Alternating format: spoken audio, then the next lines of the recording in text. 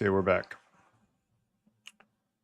And we are going to try wrapping up the design of the double inverted pendulum.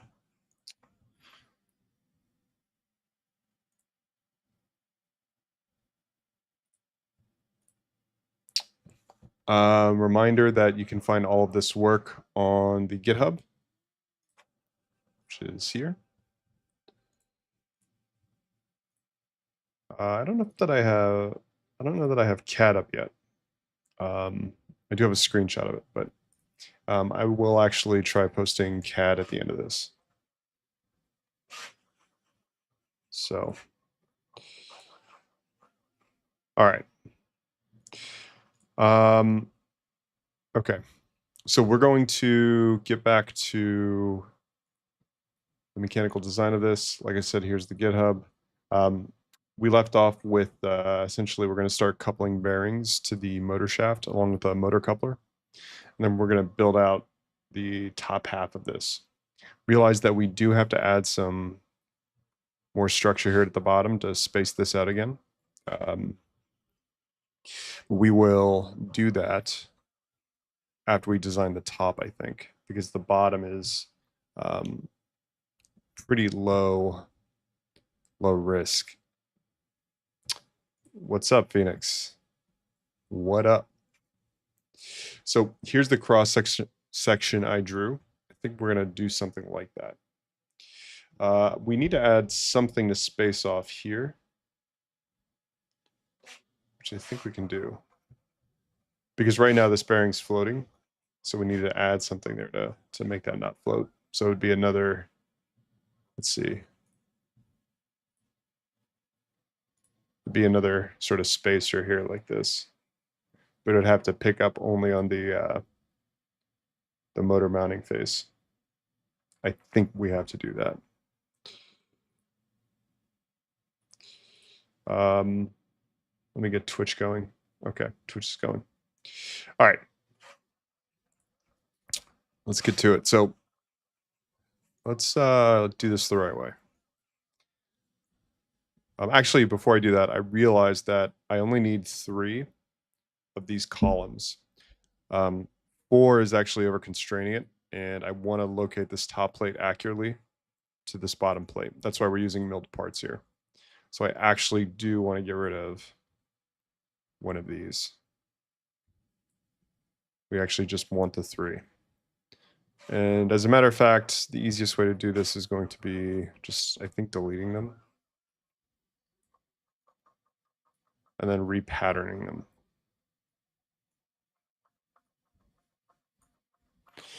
And I'll figure out, actually, yeah, I'll just delete these faces too and figure this out after we do the next pattern. Okay, so we want this thrice. And we will pattern that here.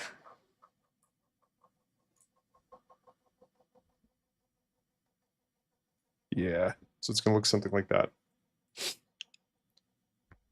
We also want to do these faces. I don't know if the outside face is going to pattern correctly. Try it out.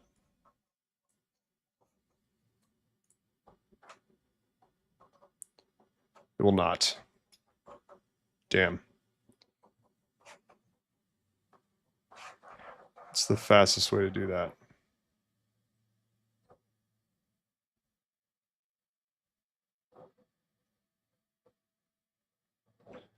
I'm going to create a Boolean. Yeah. A Boolean solid. That's what I'll do.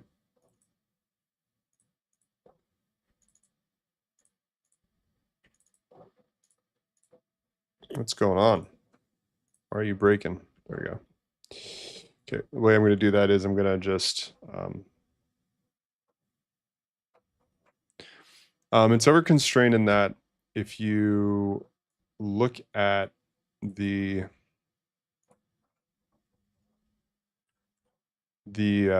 geometry that would define the plane, It's actually over constrained. Let me see if I can get this first and I'll explain it. Okay, so what I mean by that is, let me fix this Boolean. So before, up here, and actually I should make a copy of this before I get working. When you look at this plane, it's defined by 4 points of contact. That's over constrained. It takes 3 points of contact, if there are point contacts, to define the orientation of this plane, I believe. And I'm talking about looking up and looking down at it like this. I'm talking about rotation, about, yeah.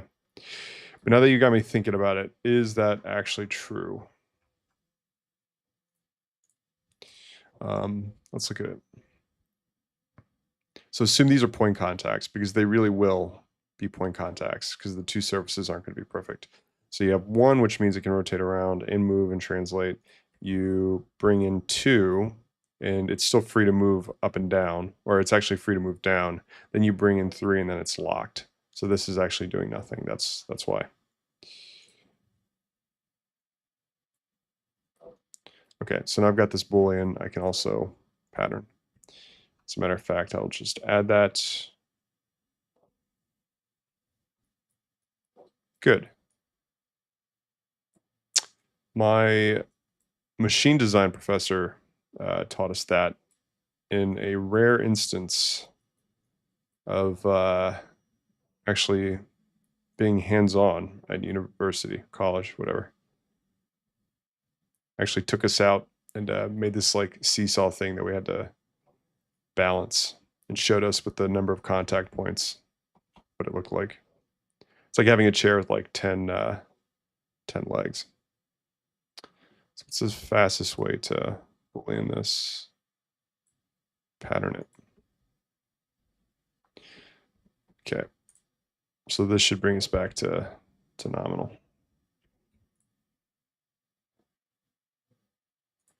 Nominal is kind of a silly thing to say, but any excuse to say it. And then we will actually do the same thing here. One thing I love about Shaper is that it lets you pattern faces like this. It's my favorite. And then we do the solids. Actually, what was this distance? 200. Okay.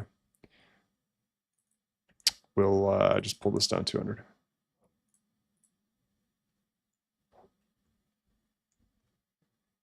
Okay.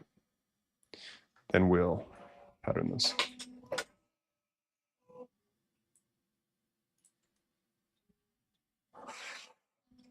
There we go. Okay, that's correct. Now, as for the orientation of the motor, do we want it as it is?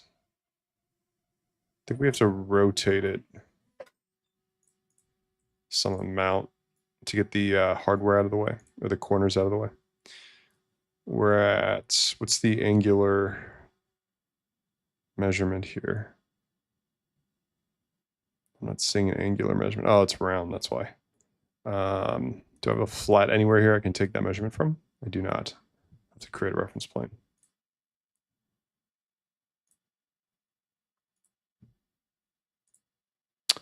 Is that going to work? I have to pick the mid. That's not going to work. How do I get a reference plane here?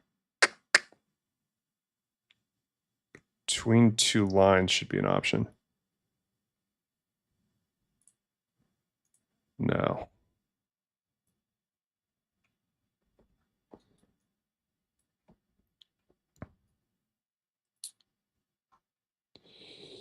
Let's see. That will just brute force it with sketch. Actually, let me make a copy of this so we can revert changes if we need to. Where are we? I think we're on B right now. No, 2.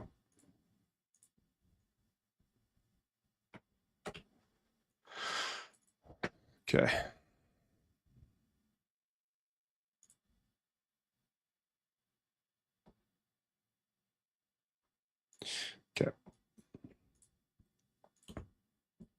So this angle and this angle is what I want.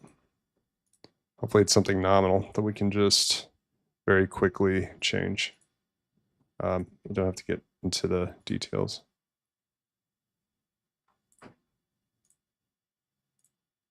$30. Yeah, that makes sense. Would be 30. I'm sure there was a mathematical way to do that, but it sounds slow. So we need to rotate this 30 to get the corners out of conflict with the 3 columns here. That's what we're doing. So let's actually just rotate that motor first to see if that works. Actually, I'm going to create a motor subassembly so the hardware comes along with it. I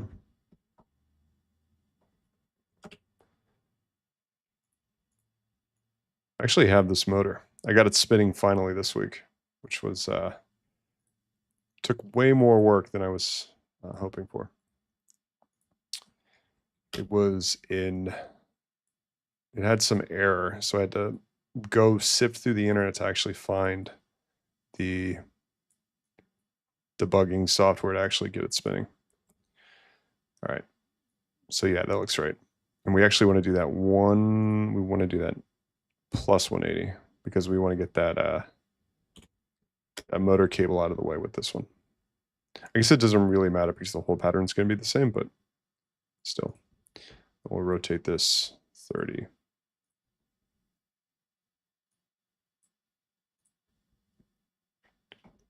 Okay, there we go. Nice. That actually looks much better. So all the cabling comes out here, and then we'll package the drive underneath. So that'll look good. Okay, so this is now fixed. What else do we have to do?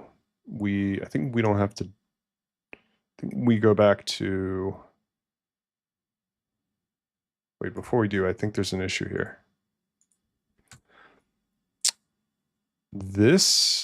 When this is machined, actually, when this is machined, this is going to have a small radius to it. So we have to account for that. I wonder what's the best way to do that. I think we get rid of, let's actually go back. Actually, we're going to change to one of these. Actually, wait a second. These are all off nominal. This is crazy. So we should rotate this entire assembly. Let's do that. So it's probably going to be 30, but let's see, 30. Maybe negative. Well, it's closer. And then we do it one more time. So these look right.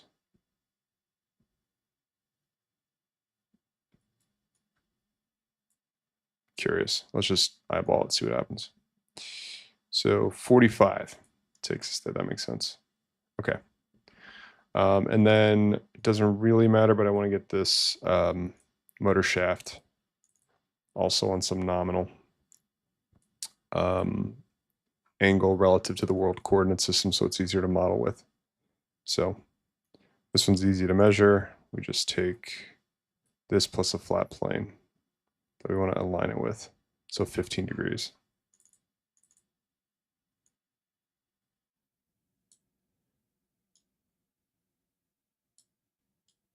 Done. Okay. Okay, great. So now we can take a look at this and figure out this undercut. The reason why I'm worried about this undercut is because I think what will happen is when they go to machine this column, there's going to be a radius right here. Like, I'll draw it actually. So we'll give it a 3 millimeter radius.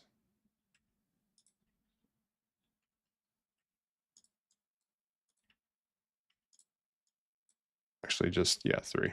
That'll show it exaggerated. You'll see that interference there. That's what I'm worried about. So we have to add some type of undercut there. So how would we do that? I think we first delete this and then isolate this. So we need to get a plane. So first of all, let's split this into two because it's going to make it easier to modify. And then we will, now we're going to have to change this somehow. And what I'm thinking is that we'll hog this out with a ball end mill. So it would look like this. So we would actually come in with a ball end mill like this, and then cut out a shape like this. So that gets rid of that potential interference.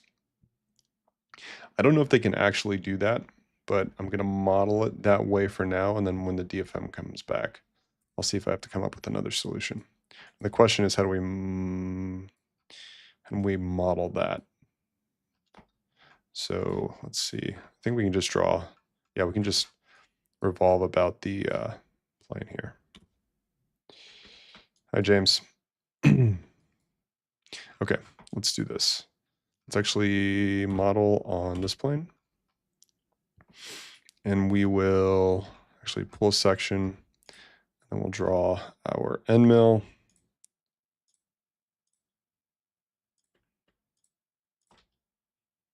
I have a great meme coming about end mills versus bits, thanks to Pete Oxenham. Always on the lookout for a good meme.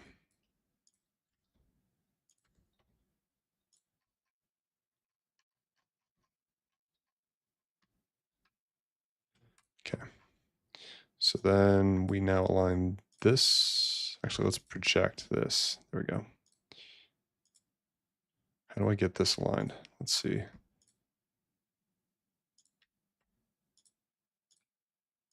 There we go. Now we'll revolve this. Actually, let's isolate this. Now we'll revolve. I use revolve so infrequently that I might not have it bound, which would be very funny to me. I do things so incorrectly, I actually never use the revolve tool. That's not good. It's asking for an axis. I forgot that I have to draw an axis for this. Actually, do I? Yeah, it's embarrassing how little I use the revolve tool. There we go. Now we can subtract from this part. And now we have our cutting relief here. So now we should only be contacting these two surfaces that we actually want to use to locate the plate. I think that's going to work. Yeah, cool. And then let's see what this looks like if we actually radius this again. This is a case where CAD and the machine, the CNC machine, want to do different things. So this is actually bad. Like, Pete would ostracize me for that. What's the pendulum for? The pendulum is a part of this paper. You can go here and look it up. It's a double inverted pendulum. And it's interesting because it does not use a standard control algorithm to work. Instead, it is powered entirely, the control algorithm is entirely controlled through a reinforcement learning tuned agent. I can actually run the code real quick to show you. So actually, related to that, I actually got the model to train accurately. So this right here is what the pendulum is going to do. So this is actually a pendulum. This is link 1, this is link 2. this is the base that rotates. And so there's only one motor, only one axis of control, which is the rotation of this entire, it's not drawn here yet. It's essentially the rotation of this assembly that you see here in this screenshot. And so now I can engage equilibrium points or targets, and there's 4 targets. So the first one is the pendulum as you see it now, which is just hanging, and I can actually perturb it with this, and it'll correct it as quickly as it can.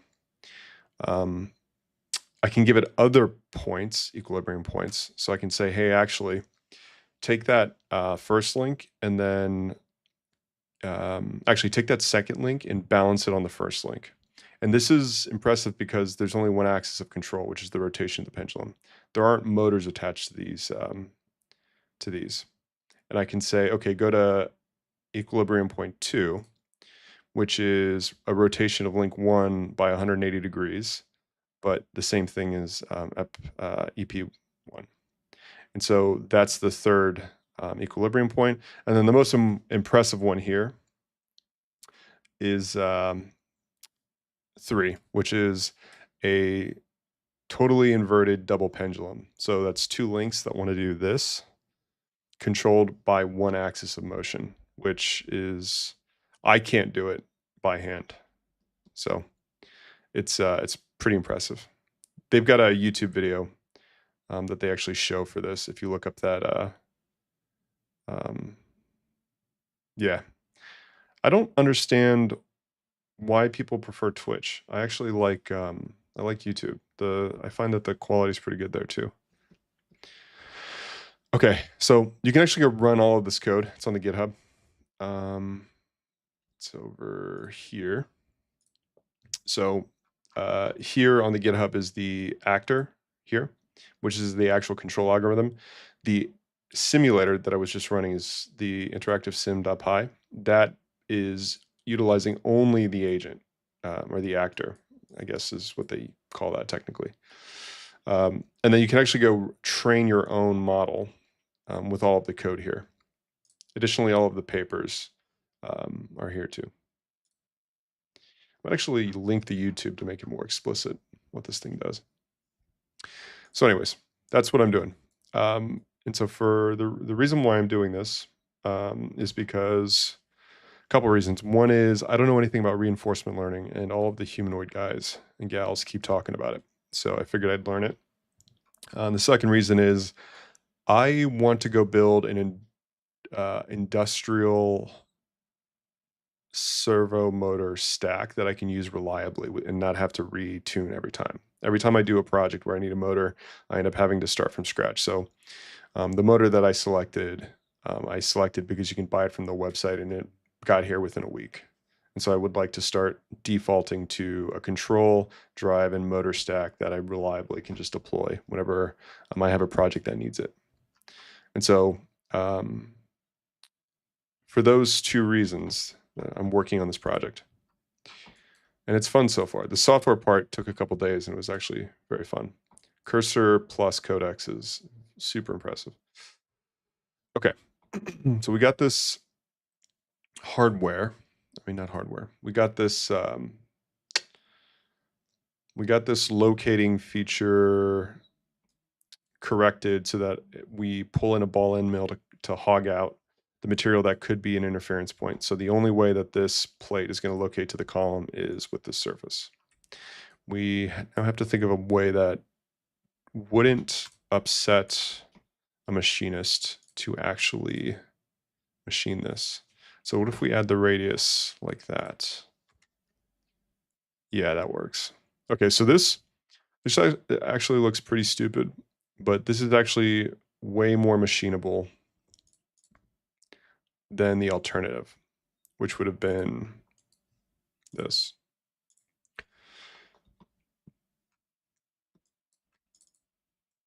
This version, here actually, let me just draw it out.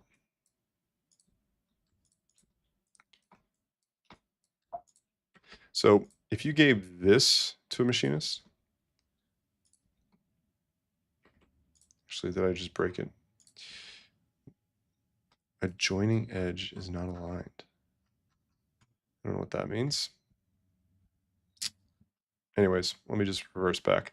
So this is way more manufacturable than this, because this has to, there's no cutter that can generate this geometry. This is a 3D mill job now, which means they actually have to program multiple passes with the ball end mill to actually get this geometry, which is silly. And because this is an area of low stress, I don't really care that I have a hard edge here. So that's what it's going to look like. We'll see what they say.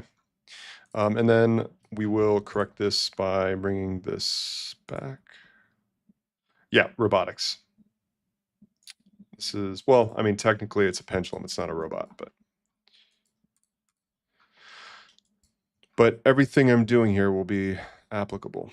The motor actually isn't really applicable to humanoid robotics. The control algorithm is, the drive and the motor are not. They are applicable to generalized robotics, however, and industrial automation, which is not a waste because that is something that, like I said, I just need to build a technical library for.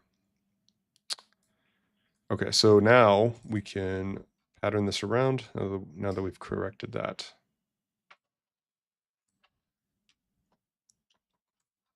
And we'll pull a section and voila, looks good. We actually want to correct this plate. Actually, this, I think this is an M6 screw. Yep, M6, and I think this hole's incorrectly sized. Yeah, it's incorrectly sized. So actually we can just step back real quick and fix that here. So that should actually, this is an M6 screw, and so this should be, we'll call it 6.1.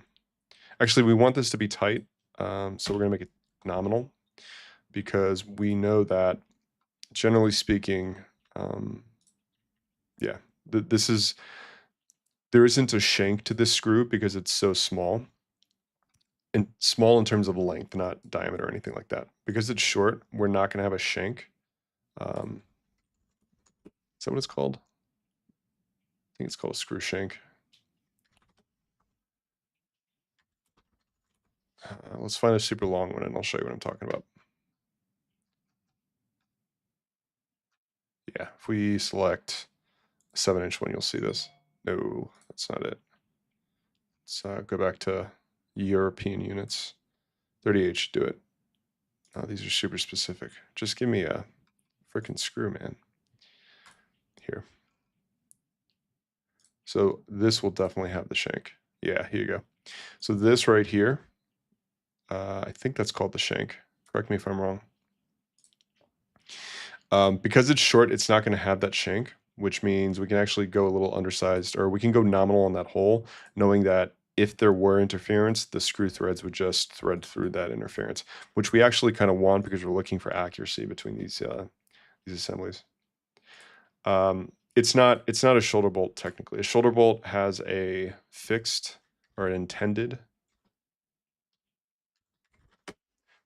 and controlled shank that is often off, yeah, which is often a different diameter than the OD of the screw, the threaded portion.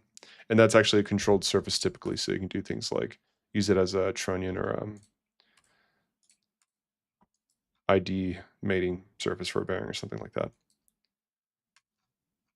But I guess if you know you're getting a shank on a typical screw, you can kind of treat it like a shoulder screw. That's fair. I mean, a shoulder bolt. Okay, so we've got the orientation of the assembly corrected. We don't have our base yet, but we don't care about that. And we now can get to modeling this bearing assembly here that's going to tie the motor to the rotating part of the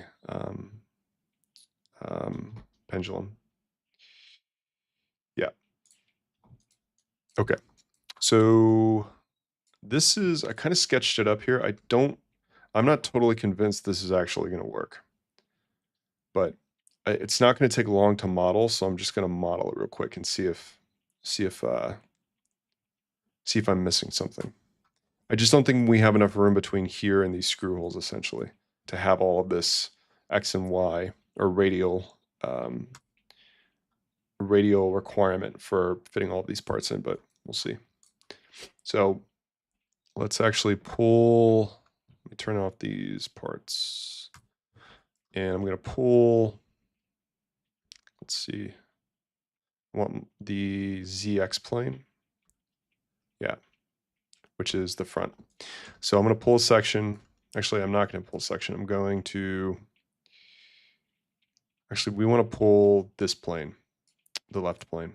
And the reason for that is because I want to include this key into these, what is the Y stack here for this bearing arrangement. Like I said, I'm worried about this radial distance between the motor shaft and the cup that, or the bearing cup. So let's pull a section and get drawing. So before actually I do that, I want to show something. So this rotates, right? This rotates, and this rotates, I believe. No, it doesn't rotate. This does. Actually, I've got it right here, so I can...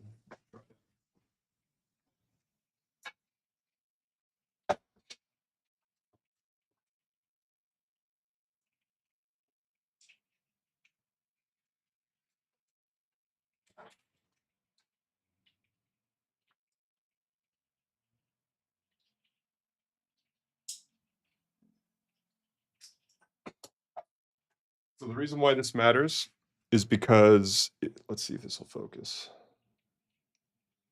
The reason why this matters is because this determines where we can actually align, or we can actually rest our bearing retainer in the assembly.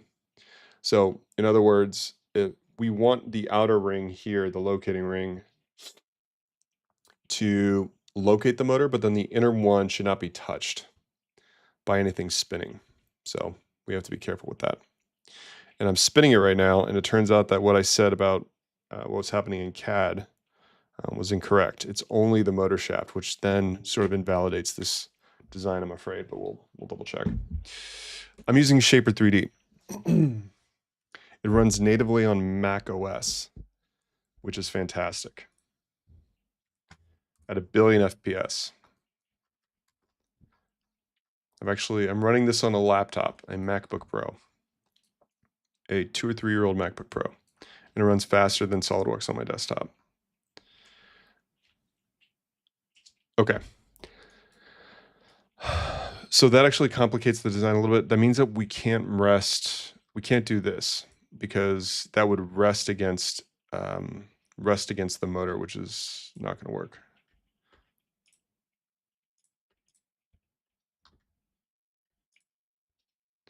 So what's an alternative? Actually, we'll see. Let's just get this modeled. Maybe we can thread in a cup here. Let's see, like if we thread this. Yeah, if we thread this, we had so this would be the female thread, and then we had a male threaded sort of, yeah, a male threaded sort of pseudo nut that located that. That would work. Might be bad practice because it would be rotationally locked, but yeah, Shaper 3D is super intuitive. It's context aware. So one of the things it does is, like, if I select this face, it's like, oh yeah, you want to extrude that? Great. Or you want to offset that? Great. Oh, did you select an entire body? Yeah. Do you want to move and copy that? Sure. Like that. That's fantastic. I used to not be a fan of the gizmo, but I've come around to it. I'm actually kind of a fan of it at this point. The gizmo is the thing that controls the context-aware sort of inputs. All right, so let's just draw from the inside out real quick and just see what we have space for and how we're going to retain this lower bearing. We might be able to just grow this out a bit. We're not super space constrained, actually. So this is really just performance driven. This is not space constraint driven at this point. When I say performance, I mean, you can imagine if I made this shaft here super long, I'm increasing the moment generated by the rotational inertial load of the pendulum's rotating. So we want to minimize that. So let's do that. Let's just start drawing. Enough talking. More drawing. So what do I need? What do I need to pick up here?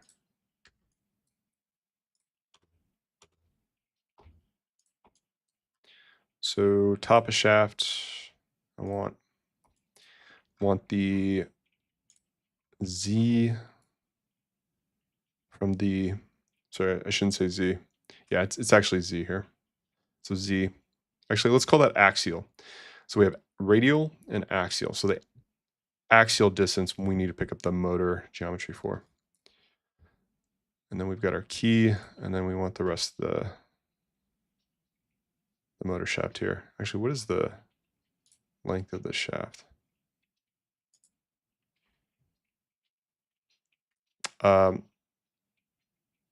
This main project, this is the project, this right here. If you go to the GitHub and you look at the paper, I'm recreating that paper essentially. So this was published by Inha University in Seoul, South Korea, a couple months ago. Yeah, so I'm trying to recreate that work. So, and I mean, amazingly, the software has been recreated. So at this point, it's just getting the hardware implementation working. I mean, I don't want to jinx it, but I actually think the hardware is going to be the hard part in this particular one. The reason is because the way that you get sim to real performance here is they use a parameter tuning. In other words, they're saying make the CAD and analysis look as, make the CAD and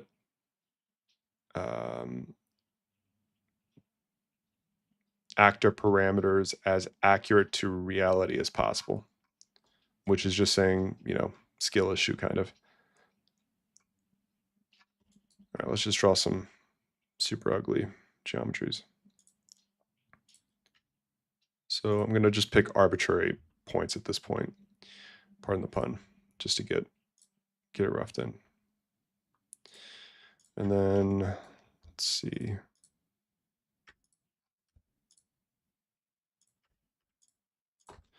So I'll just start setting nominals of 3. Because this is a rotational, because this is a, how do I say this? Because this is a closed section, you develop hoop stress. And so you can get away with some pretty thin walls that you wouldn't be able to get around. You wouldn't be able to get away with if this were an open section, say like a tube framing or something like that. So how are we going to define this? Call it a nominal 25. 27. I want a little overlap with, I want a little overhang from the motor shaft key. All right, and so we want this to come all the way out because we're going to do something with it up here. We don't know what that is yet, but we'll figure that out later. So we'll just call that a nominal 50 for now. We'll bring this in.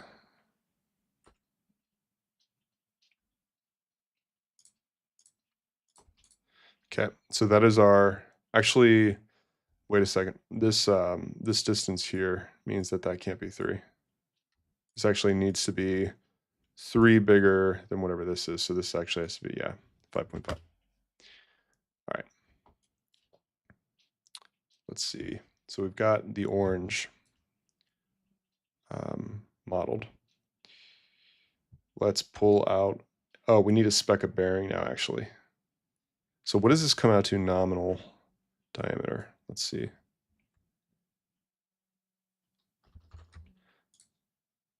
Why isn't that, oh, I need to close this.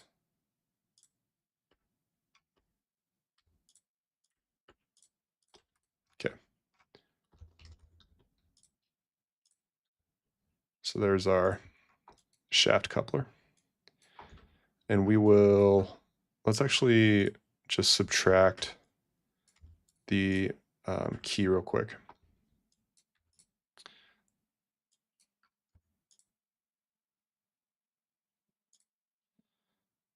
And we'll keep that obviously. So now we've got our key. So that's on nominal. We actually want to give ourselves a little bit of space on that. So I'll make that, give us 3 on that end. Then I'll offset here.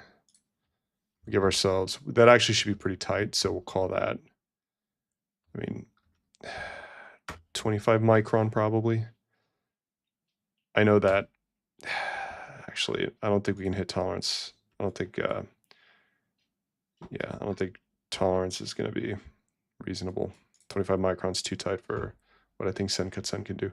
Will I generate dimensional drawings after? Yeah, I'll do some GD&T type drawings potentially if anyone wants to recreate it on their own.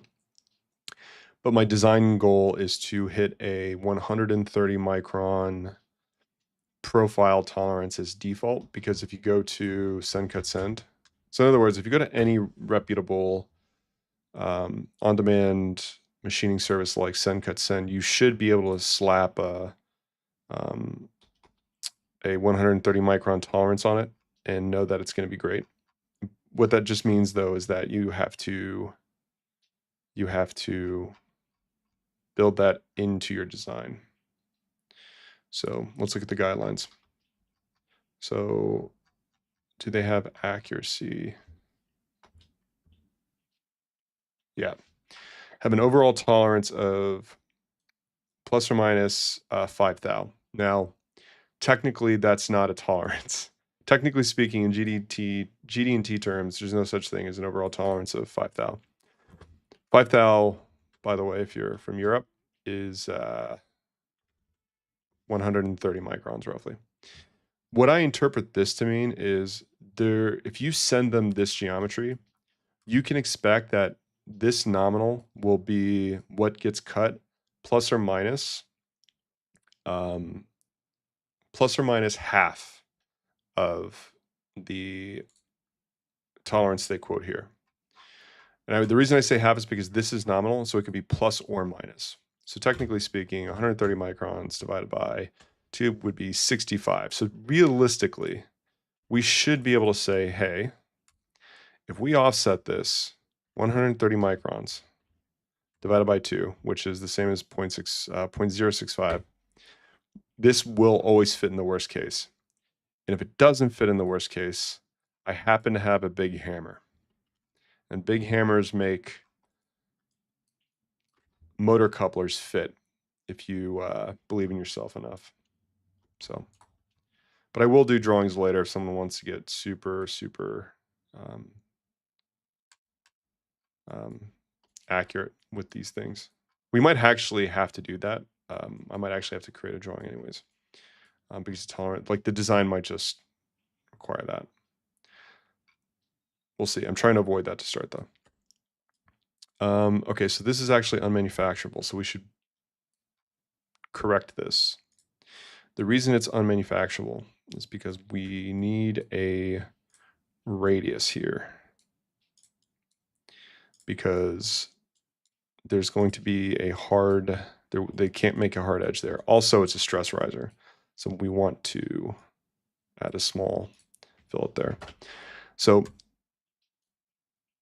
typically the rule is 4 times the depth, or no, 4 divided by the depth. So that's 40 divided by, yeah. That's for a ball end mill. But I think if we just add a small half millimeter radius there, we can just tell them to use a hard end. I mean, what do you call it? What is it called?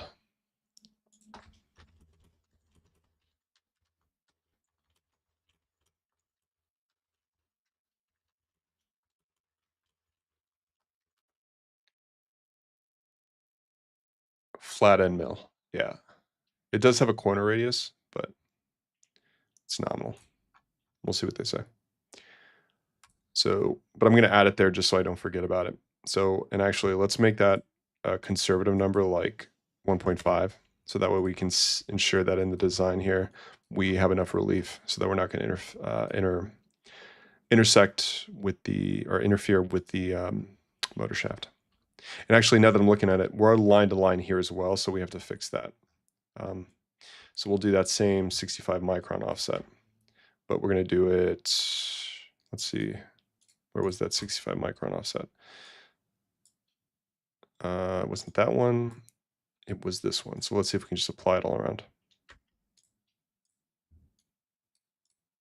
And we can. Perfect. All right. Sanity check, looks good. Like I said, I don't know what we're going to do with this yet, but it's not going to look like that. It's going to look like something else. Okay. What else? Let's get back to the schematic or the drawing. It's not a schematic yet. So we now know what this OD is, which means we can now find out what the ID of the bearing is going to be. So that's 30 millimeter. That's pretty nominal. Love to see it. We're looking for very affordable bearings. I actually just, yeah, we need some affordable bearings. We need radially, we need radial, we need one radial and axial capacitive bearing, and we need one radial only. The reason for that is, if you look at the degrees of freedom here, just imagine that I copied this over here. This bearing and this bearing in pair.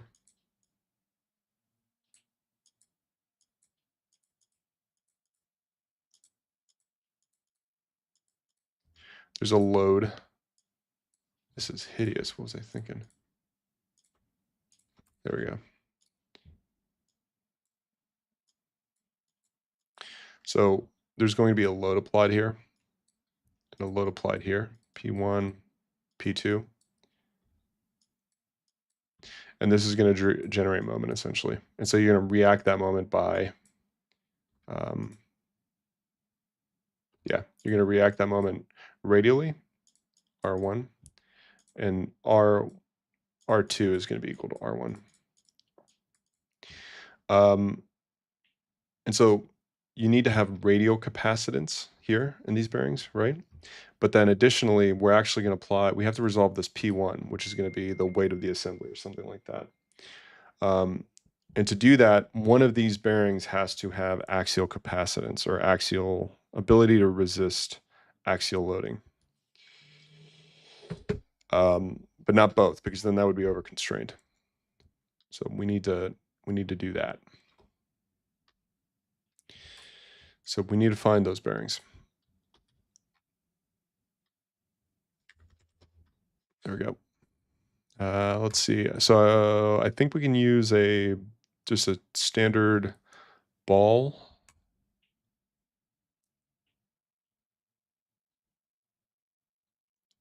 Am I complicating this? Could we just use a moment axial and radial loading capacitive bearing instead, like a tapered roller?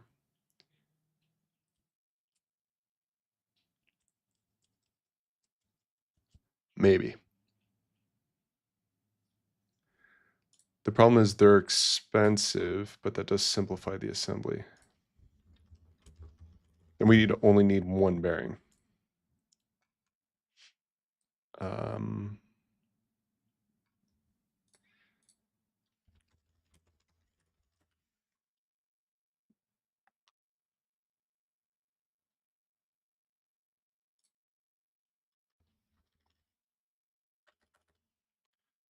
Load, we don't need high load. So we need a 30 millimeter OID. We know that. These are plenty skookum. Yeah, we're not going to be applying 10,000 pounds. So definitely rated. Interestingly, they're not giving the moment capacity. Why is that?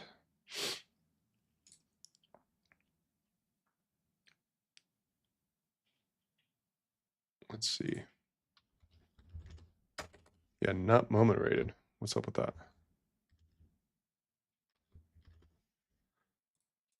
I'm gonna actually moment capacitive.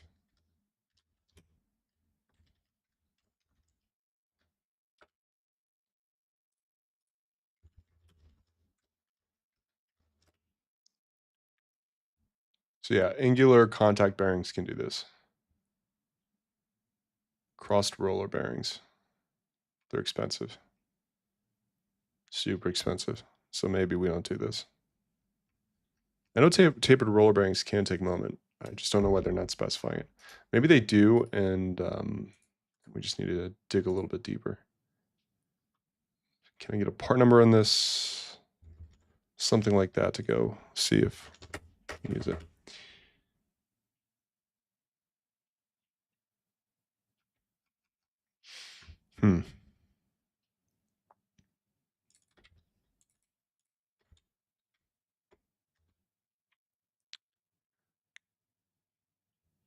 Let's see.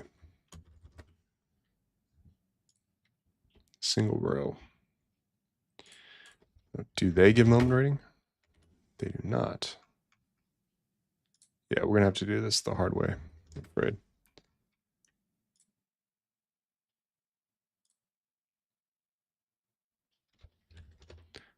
Okay, here we go. Permissible angular alignment. That's not what we want. We want spec on moment. Loads.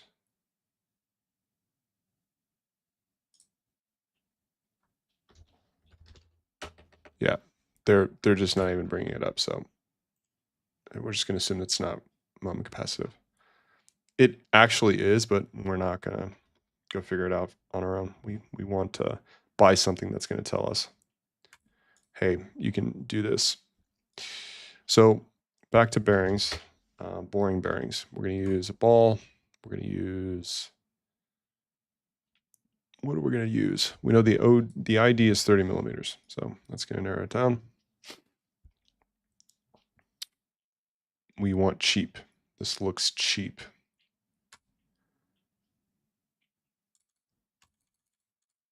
It's also not working. Why not? There we go. That looks a little too cheap. So let's do this one. There we go.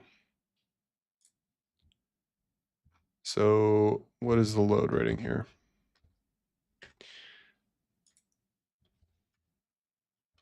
It's funny, these speeds are way too high.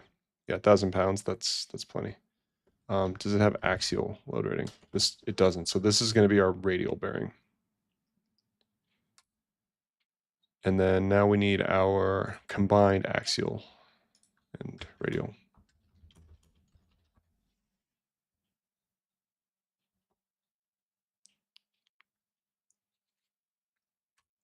So a deep groove should give us that. Believe. They don't let us search for it. What's going on? Let me search for deep groove ball bearing. It's funny, this is the only thing that McMaster isn't very good at, searching for bearings. Everything else they're the best at. Sealed because you know.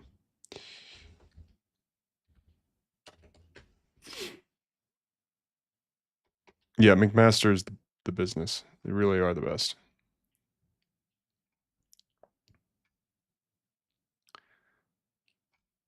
I mean, I've had to use Masumi once in a while, but it's just nothing compares. Oh, here we go. For load direction. So let's go back and see if we can do this correctly. Load direction, load direction. Combine radial and thrust. Okay, so this is actually the one we originally wanted, but we said we wouldn't be able to do. Yeah, look how expensive these are. We're not going to do that. That's still too pricey. Okay, so we're going to go for combined radial and thrust. I'm going to do ball. Angular contact ball bearing, but I want to try deep because I think deep is cheaper. They're not offering it. Look how expensive these are. I do not want to separate this out into a separate thrust bearing. So we're going to have to spend a ton of money on this. So let's do this.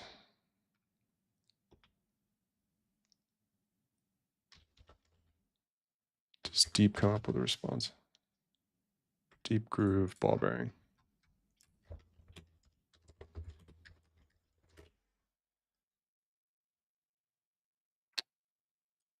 And we want the ID to be 30. Don't care about the OD. We just care about cost. Look at that. I think I actually have this bearing. 30, 47, static, dynamic, axial. Where's the axial? Able to accommodate light, radial, and axial. There we go. There's our bearing. Perfect.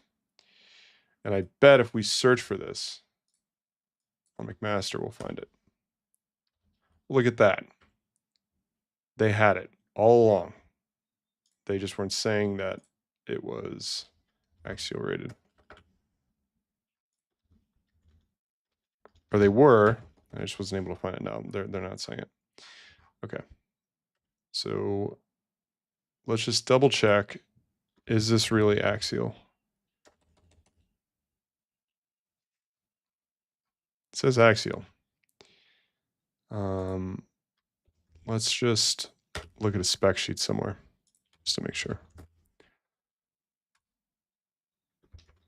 That's the part number, load. They don't mention axial, which spooks me.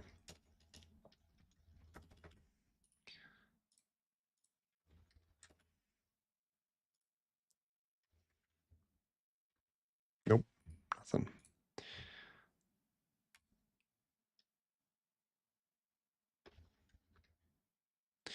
It mentions axial, but it doesn't give you the rating. Yeah. We'll find out. We will find out if it works or not. All right, we have our two bearings now. And we should know that the latest one, this one, is the radial one. Or I'm sorry, the axial and radial. And we should think about which side we want to put that on. So K293. Here's our combined. And we will, just so I don't forget, add a radial axial to that, so I don't forget. And then the other bearing is this one, I believe. They do give me the model. That's part of the reason why I love desperately McMaster, because they do give you the model. And they don't make you sign up for it. They just give you the model. They are the good guys of the internet. So interestingly, this might help. This OD and this OD are different.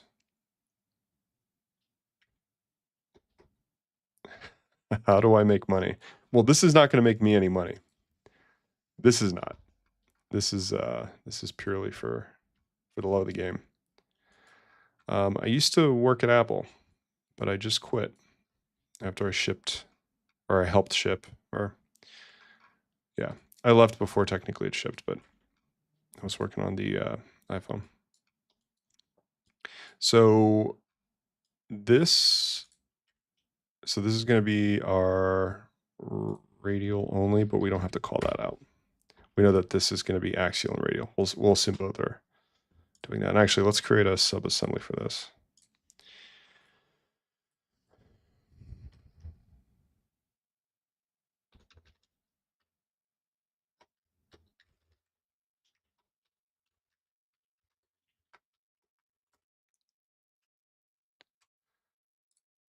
Okay, and then this, where's the shaft? There it is. We should also name that. I think it's going to be aluminum. I want it to be stainless, but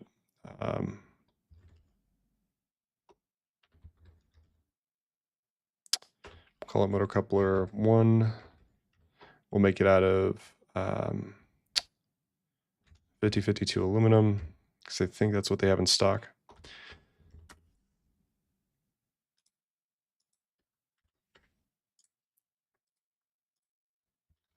Okay. So now we have our bearing assembly.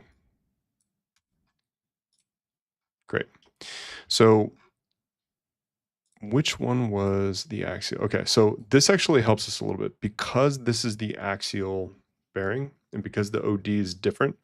That means that we can actually take advantage of that potentially in the stack up here. I just have to think about how that actually works though. How would that actually help?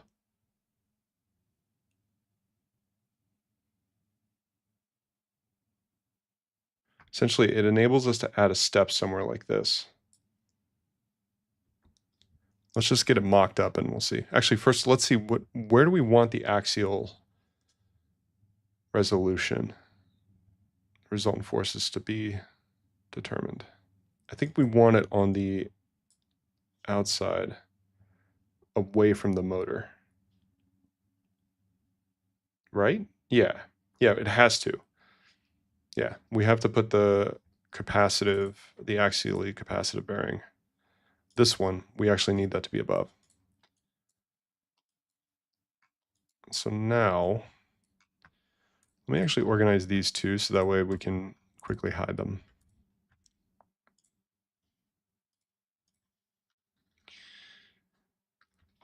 James, I'm curious why you prefer Twitch.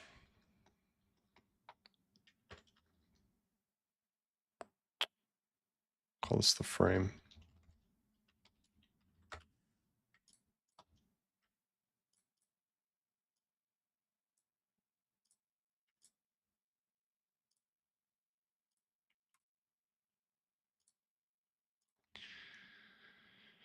Let's get rid of, actually, no, I don't want to delete these yet.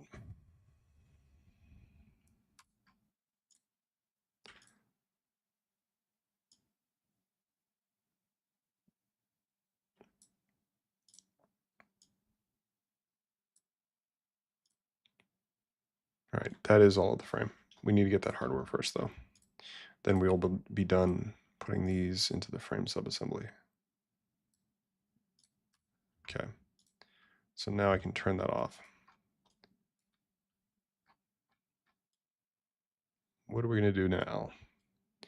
Let's model out now. So let's actually get that bearing roughly in place and see what happens. I think it's gonna start telling us some things. So the way I'm gonna do that is I'm gonna find this distance between the, actually, does that really matter? No, we don't have any Z distance set right now on that. So we can put that anywhere for now. Both of these actually. So that's kind of our bearing arrangement. We need the spacer now. So let's do that. We don't know what that distance is supposed to be yet. Here, let's pull this down. We do want to save some Z, I think. Sorry, yeah, Z. Really don't have a good idea for what's going to set this distance. I mean, first principles say you want it in line with the motor because that inline being you want them as low as possible because that would induce the least amount of accidental like bending on the shaft, I think, which I kind of believe. So maybe we go with that. Let's draw it.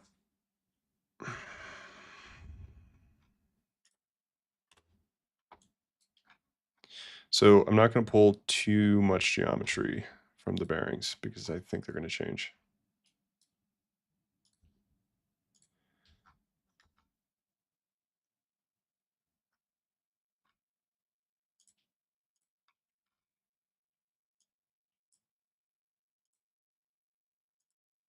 How do I constrain that? Do this. There we go. So the spacer needs to only pick up the inner ring of that bearing. So we'll just give it, yeah, we'll do something like this.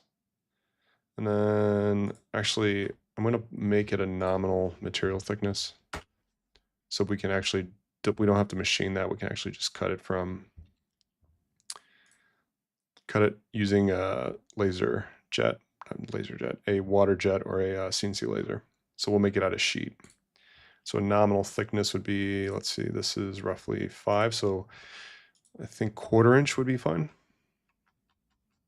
Let's see, 1/4, yeah, 1/4. So we'll make that 6.35. And then we'll want to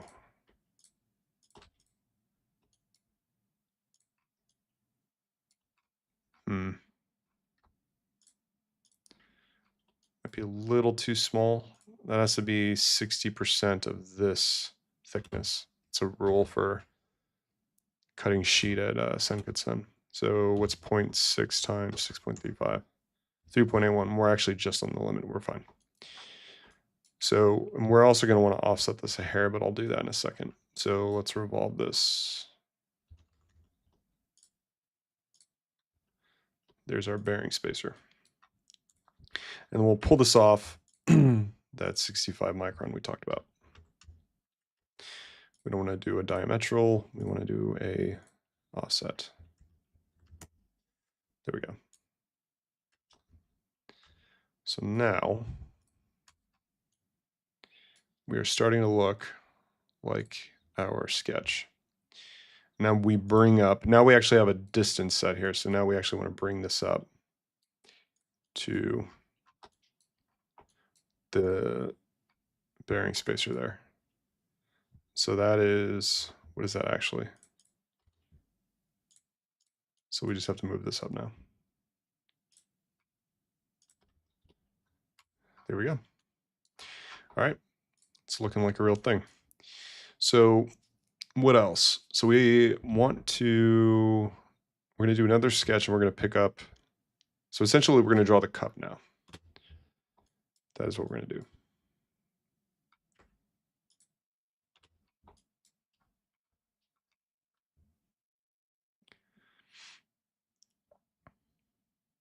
So we'll pick up this geometry to help us set what that minimum hold distance has to be. We'll just give ourselves 15 to start. Actually, it's too much. We'll call 10. And I think we made this 3 nominal.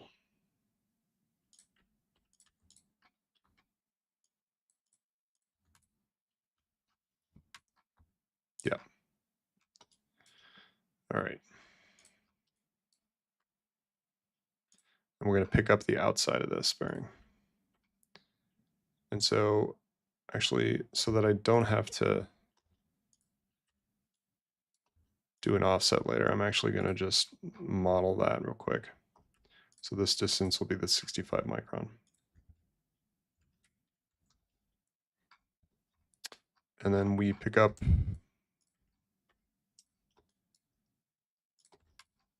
the face of that bearing. Okay, so now we go to the middle.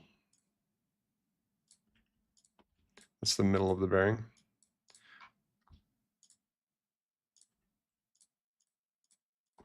Okay. Yeah. And I think that's actually it. So now we, oh, I drew this incorrectly.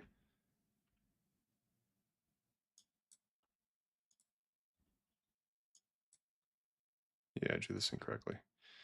This actually has to come out a bit. Got a little ahead of myself there. Okay, now we're getting there. So that's 3. This will be, let's going to set that.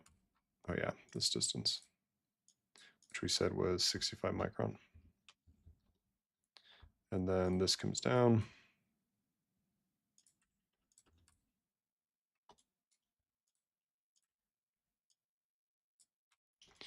And then we need this to be the 3 millimeter wall thickness we talked about. And then what sets this distance? It's going to be that center point again. Now this should work. Great. Now we should be able to revolve that.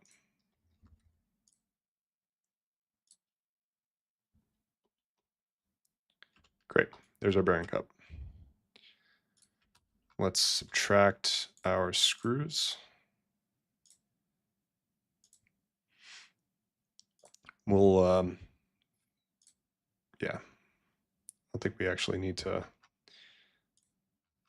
do any work on offsetting that because, as I said, that's going to be threaded. So we don't have to worry about the shank. The screw will be threaded in that region. Okay, there's our bearing cup. Section looks good. We need to locate this inner bearing. We're going to find out.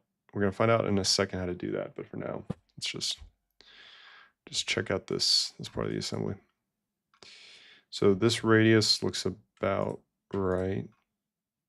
Make it a nominal. Then we need a radius. Give it some healthy. I know they can do 3, so we'll do 3. And we could do some light weighting, but I'll wait until we know that we have to do that. Oh, interestingly, we actually have to pull this back a bit because we're interfering with the outer ring of the second bearing. Actually, yeah, that's not good. We can't do that. Huh.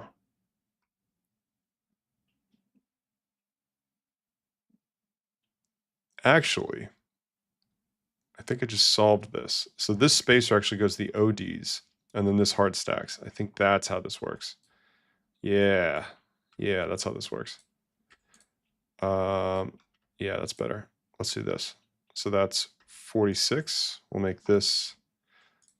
I know it's kind of hard to follow right now, but just bear with me. And then we want this to be less than whatever this number is. That's 36. So we'll make that 34. And this is going to make sense in a second when you look at the section. There you go. So I think this works now. So now you can compress this bearing to this face of the cup. This all nicely stacks up here. Although we have an issue here. We're still a little too close to the inner ring on the upper bearing. So we could chamfer this, but I made this a I made this a sheet part, so I can't assume that they can hit that with a chamfer tool. So we'll have to see if we can just finagle this. I think that works. Actually, yeah, because we don't want to we don't need to pick this up. I think this works. But is this radially capacitive now? It's not right now. If you apply load to this coupler down, it resolves into the motor shaft. Oh, okay, so we have to add a feature to hard stop here. That's right. So we will just quickly add that. 35, looks about right. Rejoin these. Okay, so now we are actually developing some load into this bearing now. When you push down on this coupler, you will load the axially capacitive bearing here, which then, so if you push down, oh, here we go, this is a problem. So when you push down on the axially capacitive bearing here, but when you pull up, there's nothing resolving that. So we actually have to thread the outside of this, I believe.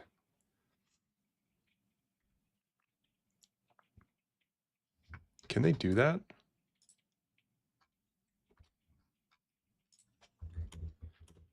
Threads. That would be easy to do in any other case. But I don't know if they do OD threads.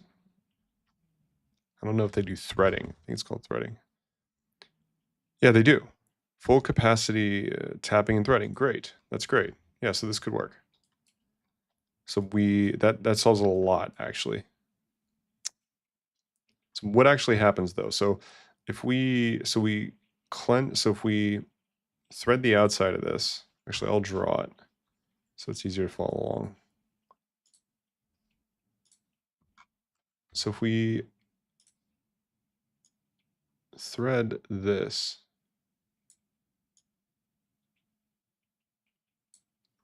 we then hard stack. Yeah, we hard stack. So if I apply load here, it resolves through this. Actually, let me draw that out. Yeah. If apply load axially like that, we sit on this ledge.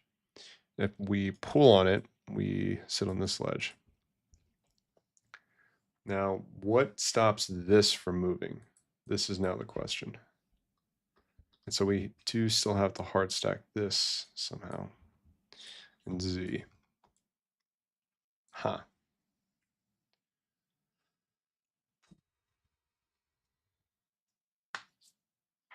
I don't know. You know, it'd be really simple. So if we just use this tap. This is tapped. So I don't know if you can see that. This is tapped, so technically that would work. But I don't know if I want to put load into the motor shaft. It's bad practice too, really.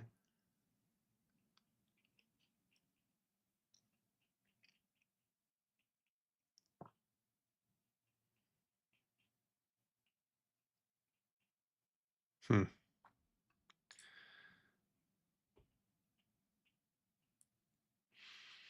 Yeah, the green sections are floating.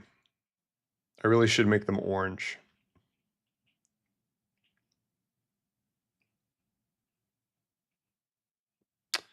So, and actually this is getting complicated enough that we might actually just delete all this and sketch on this.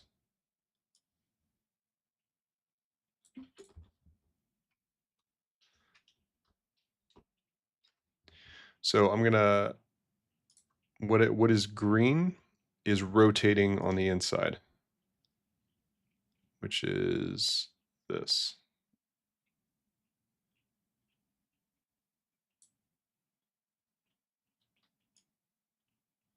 All of this is rotating. And then everything orange is fixed, which is this, this. Yeah. Actually, so it's not floating, I'm sorry. So this is all fixed.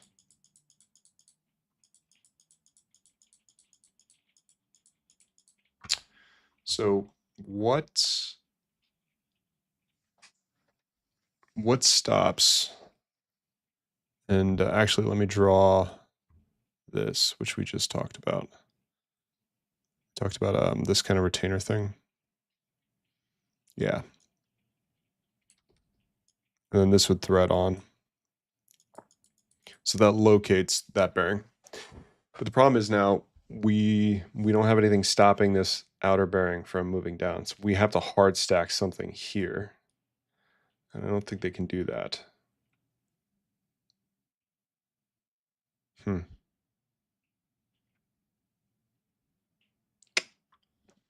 I don't know.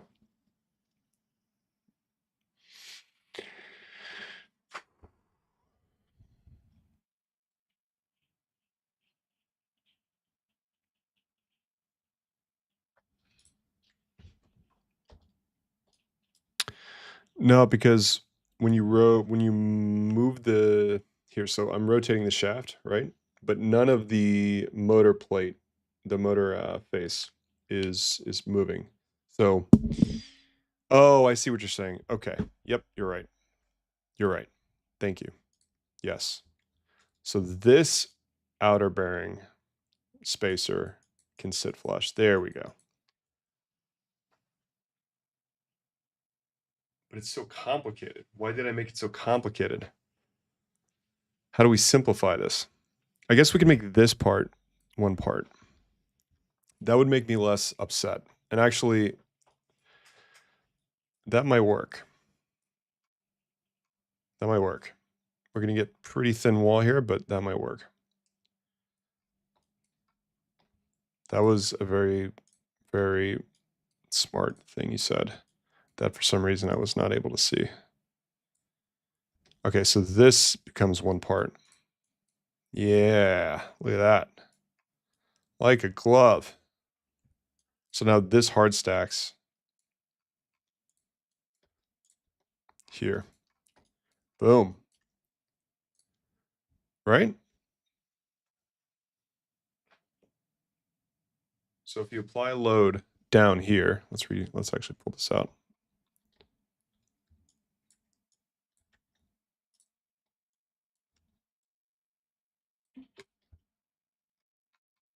So if I apply load down through the motor coupler, it hard stacks through this ledge, into the motor face plate, which is good. When you pull on it, we don't have anything to resolve that yet, but that's okay, right? No, we need to do it the other way. How do we stop this motor coupler from being pulled out?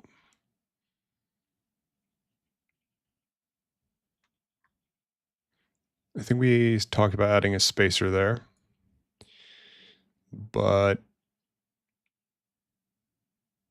yeah, we would have to thread that. And the problem with that is I don't think, yeah, see that's a problem. This is now having to take the axial load, which doesn't work. But maybe we just make them both axial, call it a day.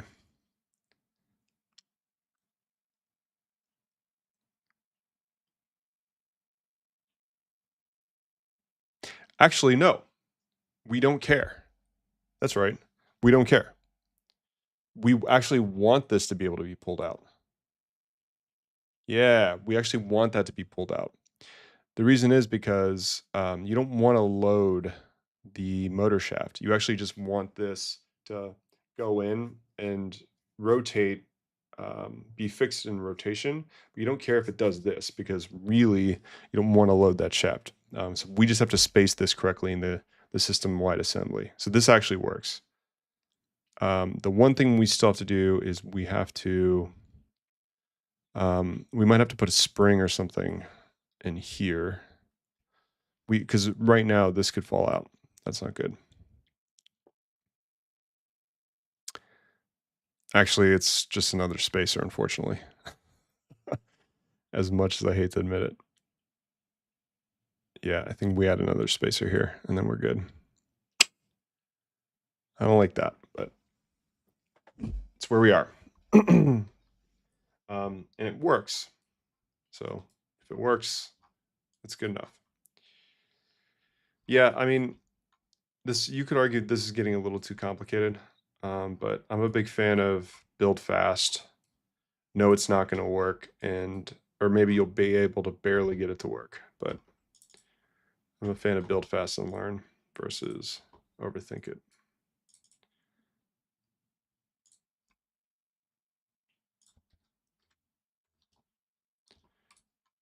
So here's where that goes, and then we want to,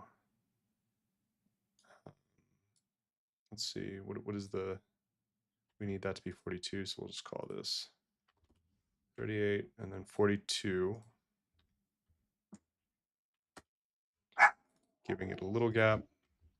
So now we have that stack that's working. So that's going to have to get machined, which is kind of a bummer, but does that work? Yeah, that still works. Okay. Yeah, it looks a little complicated, but whatever. We save a lot of money on bearing parts potentially. I mean, the bearings were stupid expensive, and I don't know that we were going to be able to fit them in, so this really might be the right solve.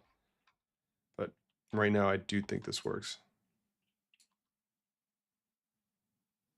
Yeah, great. Just in time, because I was starting to get sick of thinking about this.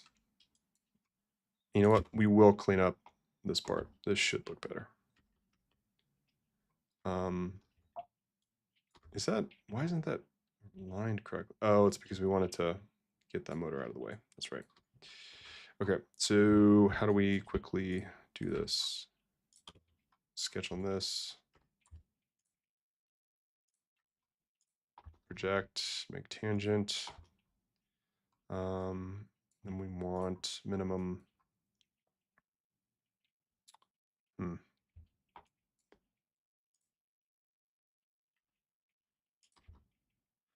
trying to abuse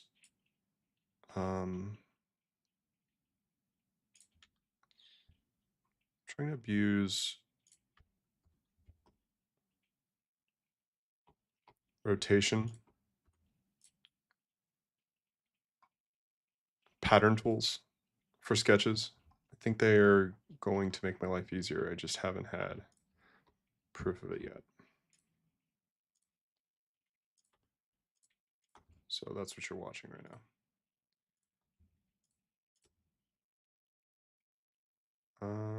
And then how do we position this? Would be at the midpoint between them, but how do you figure that out? Oh, it's going to be 45 degrees.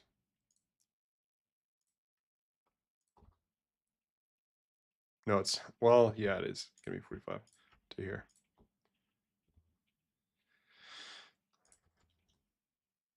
Okay. Maybe this is not going to look good, and we have to undo this. My spidey senses are telling me I'm making a bad design right now.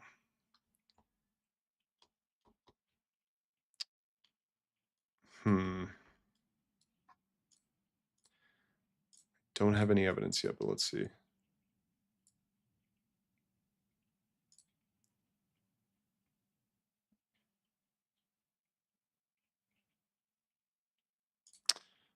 Subtract, I'm going to take from this body. Yep.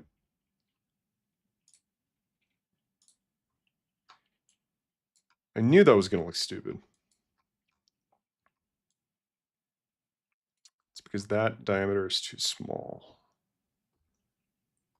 Let's actually bring that back. Let's see, how do we decrapify that? How do we decrapify that? This circle needs to be that big. Now, does this break? It does break.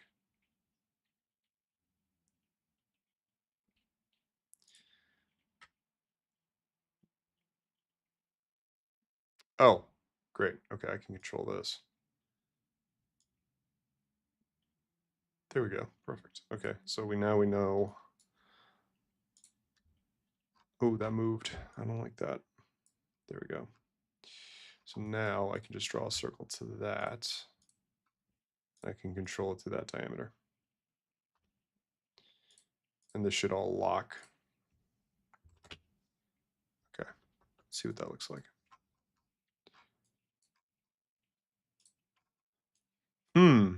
I still hate that. Why does that infuriate me?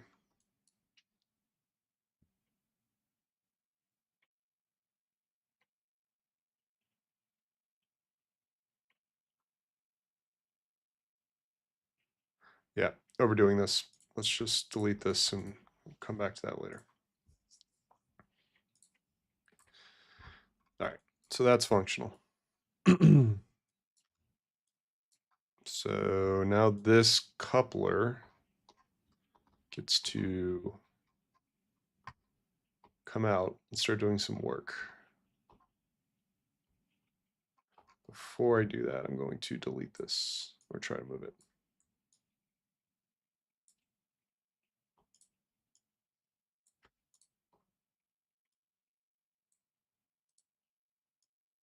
There we go.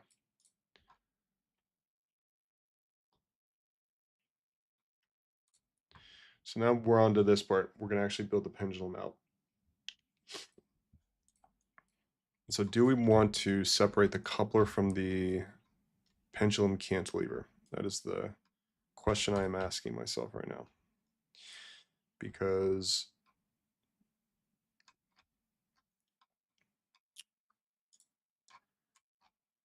actually, if this were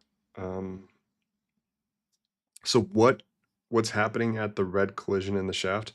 That is a modeling error from the manufacturer. That's all. That came from the manufacturer. That's all. So if I were machining this, at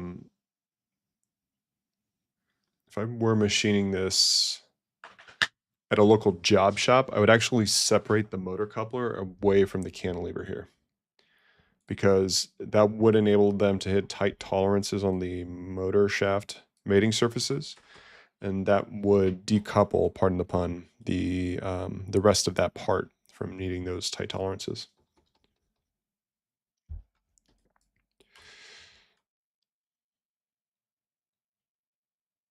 But we're going to have the same tolerances all around, so maybe we just leave it the same. Maybe we do that.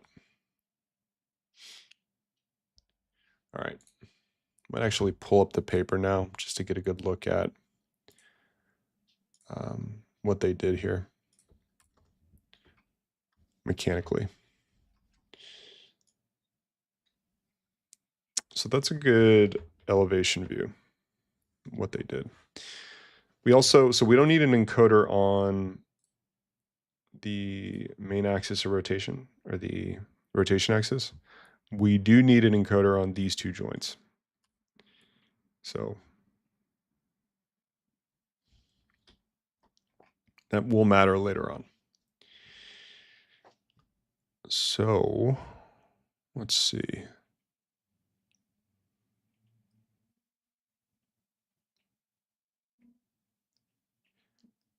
All right, so I think we're going to just build a flange on the end here to mount the pendulum rotating feature. I think that makes sense. And we'll leave it at some arbitrary distance right now. I mean, we don't really have any requirement yet. So right now that's 94. We actually want that to be, let's just make it a nominal 100.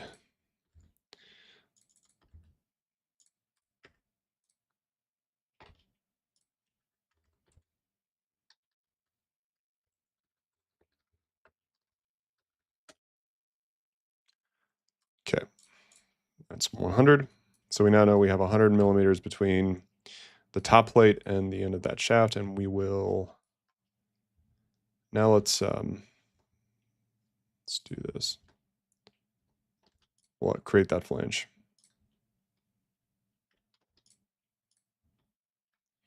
And we'll just make this some nominal, I don't know, 150. What was this? What's that OD?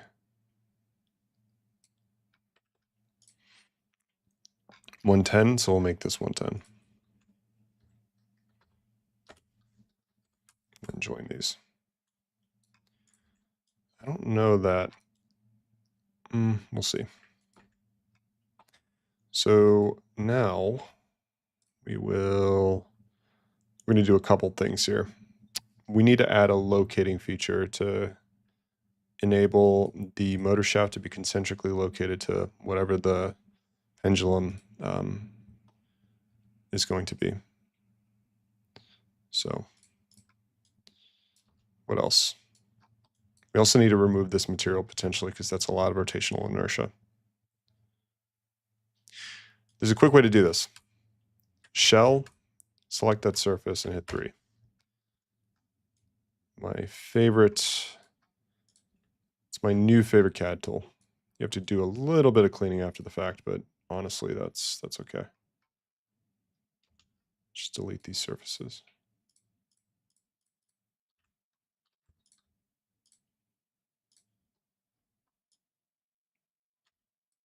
Whoa, what happened there?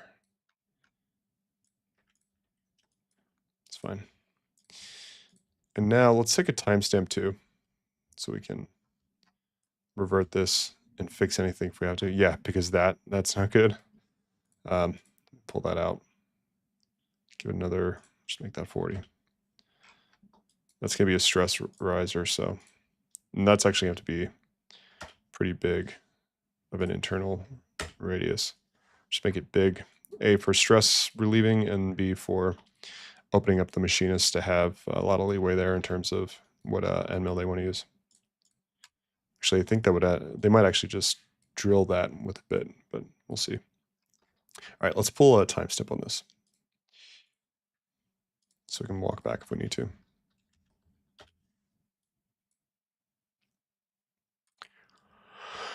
Okay, and now we need mounting holes.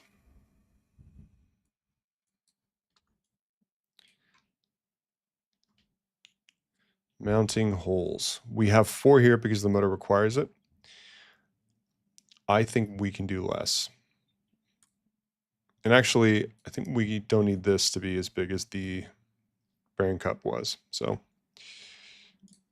I don't know. Yeah, that was just a start. We can walk that back. Let's try 60. See what that looks like. 60 is better. Just stick with 75 for now.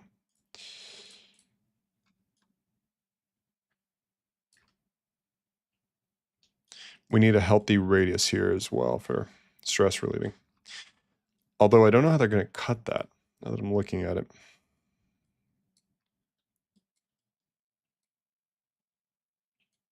I guess they can lathe it. This would be really easy to lathe, but I don't know that they have lathes. We'll see. I'm going to just put a healthy radius there and see what they say. I think we said 5 on this one, so we'll do, no, not that one, this one. Actually, it was this one. We said 3. 3's fine. We'll do 3. Get this out of the way.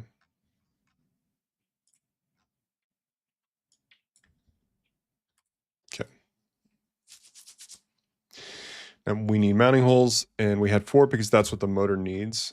We are not going to assume we need that many.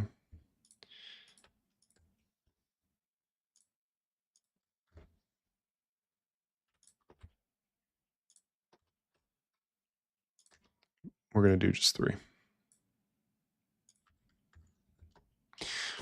My new rule is unless I do a stress analysis, I do not need more holes to mount something. I need to justify to myself that the load path or something like that requires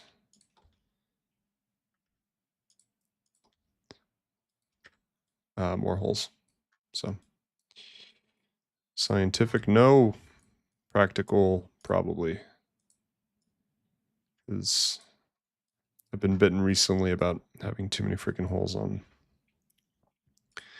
some of my mounting flanges, and it's been a real pain in the assembly process. So we'll open this up a bit. Make that 20, 27.5. There we go.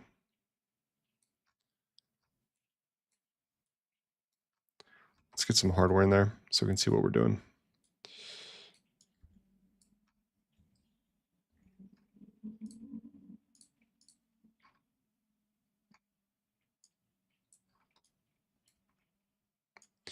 When I say see what we're doing, I mean make sure that I don't forget that hardware goes there. Quick healthy amount of clearance. You can probably pull this down a bit. Okay. And we'll pattern this. Actually, before we do, no, let's just pattern it. It's fine.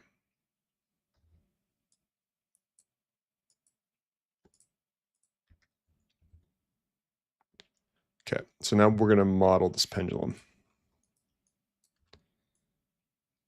Before we do that, let me just make sure we can make this. I think we can. Just pull a dynamic cross section through real quick, just to double check.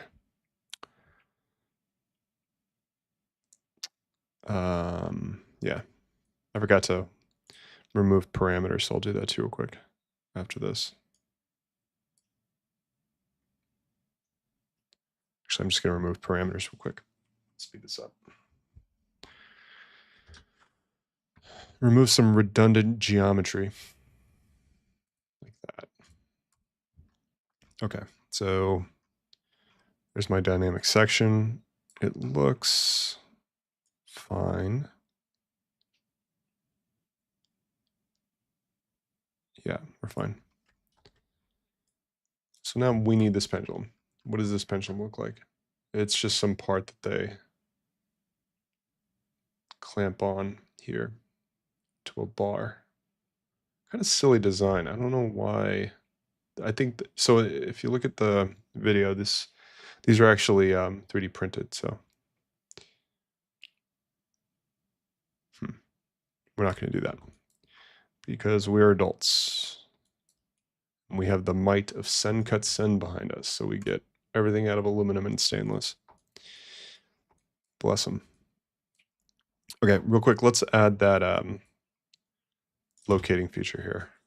So I just want to be able to concentrically locate that pendulum arm to this. So we just need a little bit of meat here to extrude out to create that concentric feature. Just needs to be like 5 millimeters. And we'll chamfer that just a hair. So it will fit nicely. And then we are going to, what are we going to do about that? That radius is going to be potentially a problem. We'll just make sure that well, no, that's potentially going to be a problem. So actually what we'll do is we'll add that locating feature. Yeah, so this will be the female, and then we'll add that locating feature to the other part so we don't have to worry about that. That makes sense. This is going to annoy them. I have to figure. We'll see. We'll see what they say. I might actually, before we finish the assembly, I might send these parts out today just to get a sanity check from the DFM team at SendCutSend. Okay, so let's keep going. Pulling the paper back up so we can take a look at what they did. We will have to start mounting encoders here now. Yeah. So let's just get that modeled. It's the best view for this. Oh, does that trigger you or what? Look at that. That is not, that really makes me unhappy, but we really are doing this the right way. So this being off angle from here, you hate to see it. Okay. So start drawing like this. I think they actually have a decent cantilever here to act as counterbalance. I bet you they are putting in ballasts on the other side to balance the rotational inertia about this axis. I bet that's what they're doing. And if they're not, that's what we're going to do just to, or at least open up the ability to do that in case they were actually doing that. And what's 3? Yeah, it's about 1/8 of an inch. So we'll actually go to 1/4 inch on this one. This distance will be whatever it is, 60. Actually, yeah, 60 is fine. And then this comes all the way through because we're going to just bolt that in. And we actually have to start thinking about some dimensions here. We want the pendulum to extend past the base, obviously. So let's actually define that distance right now as 25. Because that could be a millimeter technically, but over tolerance, you might smack the base. So we just want to give ourselves a little breathing room. 1 inch-ish sounds right.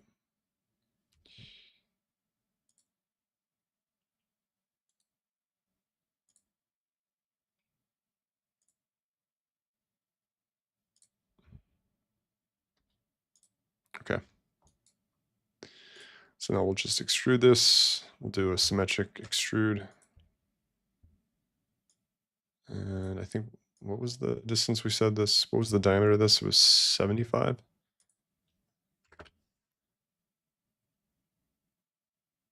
What am I breaking here? Oh, it's a subtract, that's why. Your body. There we go. Okay. There's our pendulum base. We will now add that locating feature here.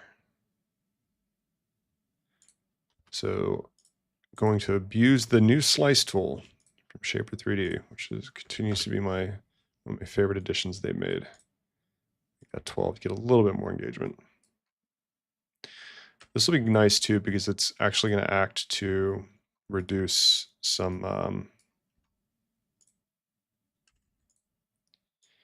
It's actually going to help not react, but generate some moment capacitance here that won't necessarily have to go through the screws. And then we'll subtract the, bolts. We'll leave them.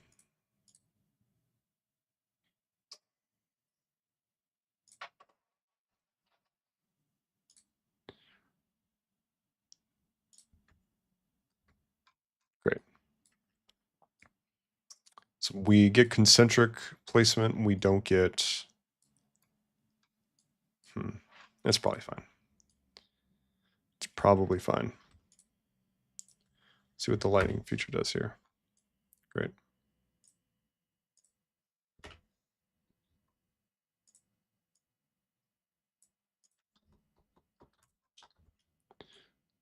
All right. Apply our radii. We actually don't know what the other side's going to look like, so maybe we don't get too far ahead of ourselves and do that.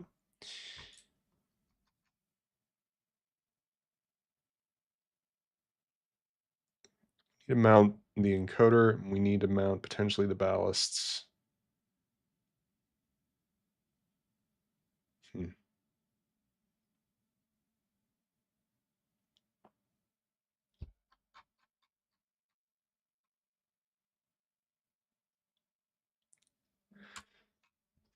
Really, what drives the design now is how you mount the encoders, which are here.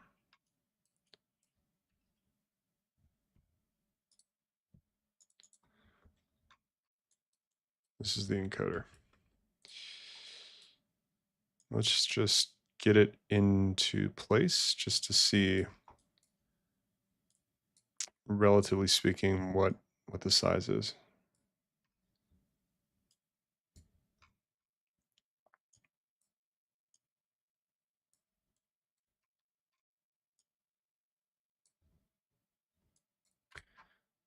Okay, so that's about right. The encoder size is roughly what we need. Wish they included CAD. Hmm.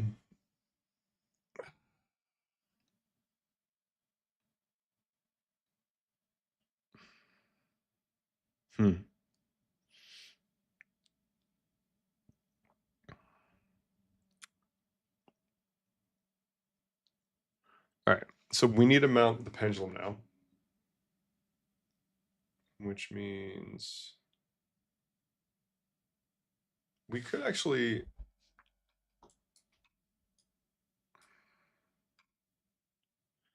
we might be able to do this in a pretty simple way.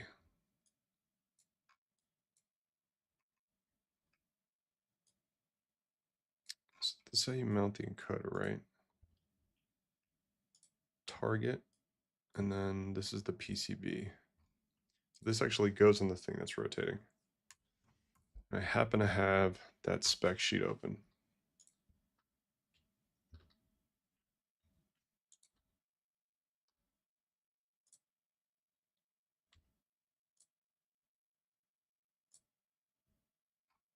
So this is the actual encoder.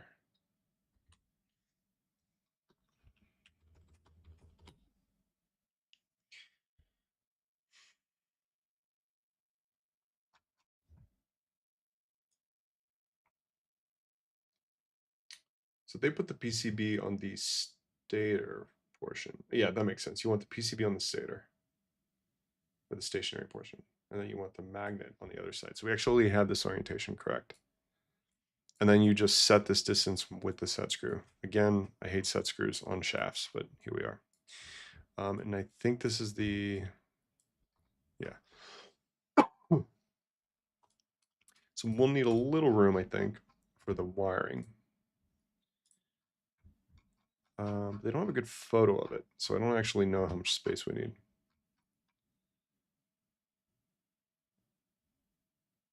Are these absolute? They have to be absolute, right?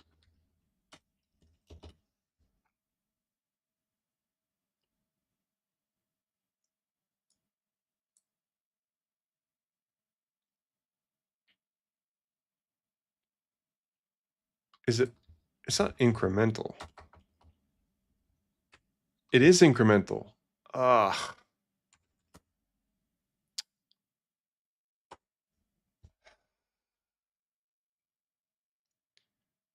incremental encoder. We have an incremental encoder on the motor right now, so I mean we're gonna have to solve that problem there too.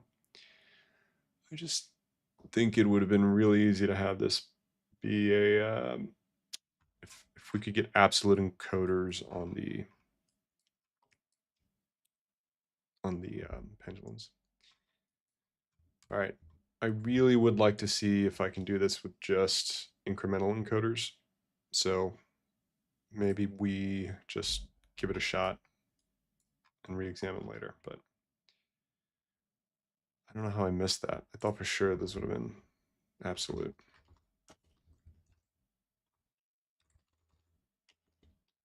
See, it doesn't say it's an incremental encoder.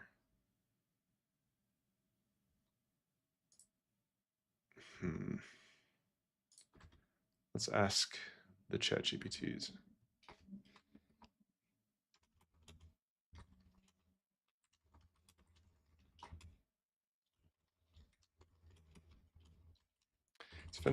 Essentially, it's a Hall effect sensor.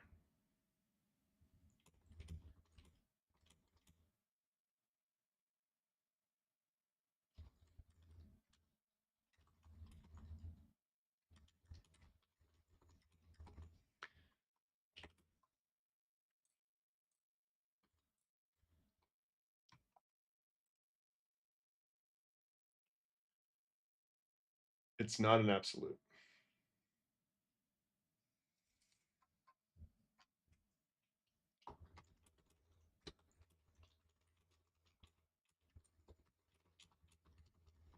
I didn't know there was a difference. I didn't know that incremental encoders and commutating encoders were the same thing. Oh, they're bespoke for BLDCs. They're really the same thing.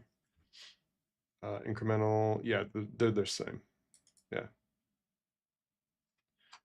Okay. Anyways, well, that's a bummer, but we're gonna have to write the logic for the first one. Yes, I'm doing direct drive without the pulling the belts. That is correct.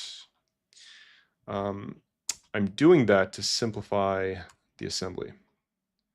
So that I removed that entire stage essentially, which is going to be much. This is going to be way simpler than that because technically we have one set of bearings here. They need 1, 2, and 3 sets of bearings. So we got around that. So I think that's actually going to be better. And what I did was I actually, what did I do? I found the system level torque. Okay, this is what I did. To ensure that I had enough torque at this new motor, I found the spec sheet for the motor they used, found the reduction, which was 16 and 1, and then I found the system-wide torque, which was 16 times whatever the motor torque was. Then I regressed that into, well, no, then I took that system-wide torque and turned that into the minimum torque required for this new motor. So essentially, this motor is 16 times more capable in terms of continuous torque and peak torque. I think continuous. I didn't check against peak. I don't want to, was being conservative by just rating against continuous. Okay, so what does this look like? We can kind of try positioning this now.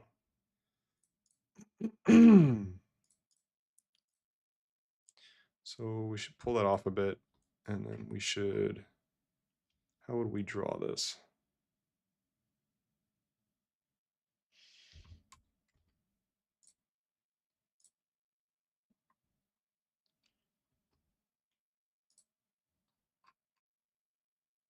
So this mounts with 2 screws. That makes sense. And then really, yeah, okay. I see what's going on. So this is the target gap.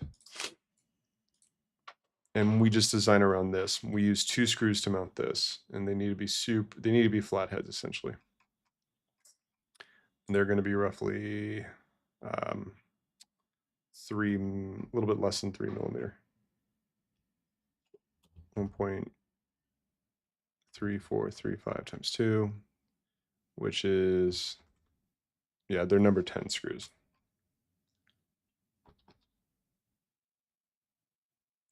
Well, actually, the backlash is part of the reason why I got rid of the, yes, backlash is partly why I'm direct driving. So backlash is induced in any driven system as a function of the typical amount of backlash that the component creates. And that's additive for the number of components that you add in series. So if you have 15 pulleys in series, they're all actually going to have backlash. They don't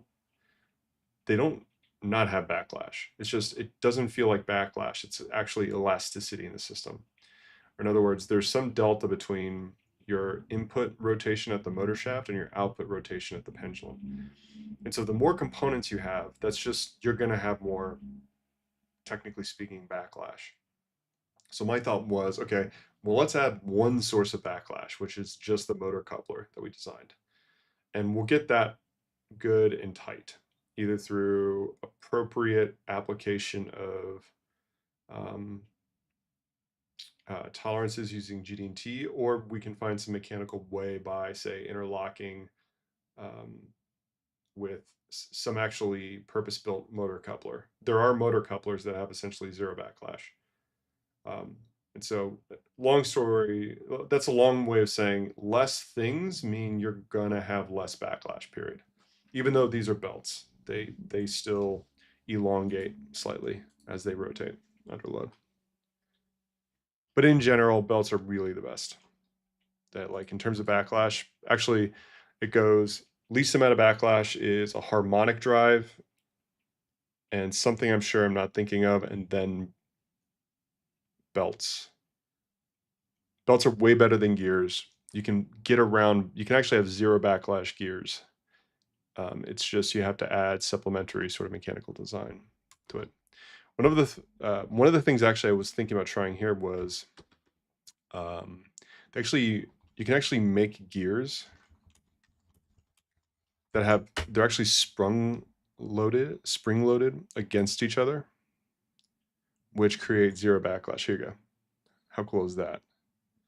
So that you actually have the same gear, you bolt them together, or only in the center though, so they can rotate. Then you take a tension spring and tension the two sides, and that induces this difference you see here between the two sets of gear teeth, and that will get rid of quote unquote backlash. Asterisk, that only gets rid of backlash at the gear tooth. It doesn't get rid of backlash in the system. So in other words, it won't get rid of backlash here where the motor would actually mount to this through a coupler. It only gets rid of it through the gear teeth interface. And even worse, that's really complicated. It's more heavy. You have a less deterministic gear tooth interface, which makes analysis more difficult or determining failure or life. So all things considered, I haven't used this yet. I was thinking about using it this time, but I'm not. And the main reason I chose not to was, yeah, complexity weight. The main reason why I chose not to was this only works if you don't exceed the force pulling the gears apart. In other words, if you really rotated it super quickly, you might end up with backlash anyways because the springs can only do so much. And so you'd actually be just releasing the tension in the spring. So for all those reasons, I chose to just direct drive, and we'll re-examine. Might turn out that the direct drive idea might be bad, in which case we can just do a refactor and redesign. So things that matter, this gap matters, this distance axially to this plate does not matter. So I'm gonna just leave it on nominal. Whatever this is, we'll make it nominal and then we'll refigure it out later. Excuse me. So we're at almost 43. So we'll move that up just to make it, like I said, nominal. All right, did that fix it? Yeah, 43. Okay.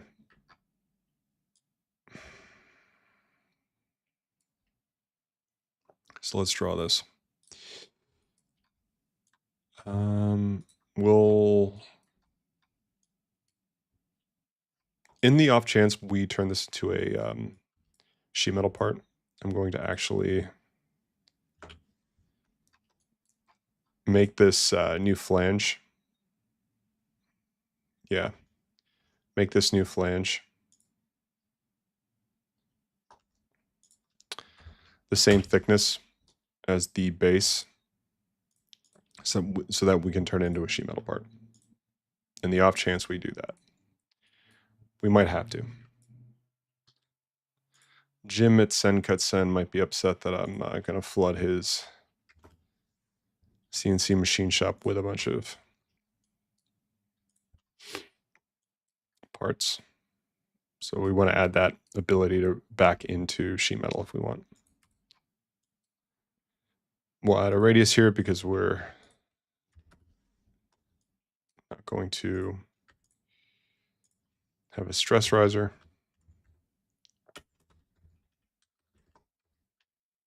Yeah, 12.7.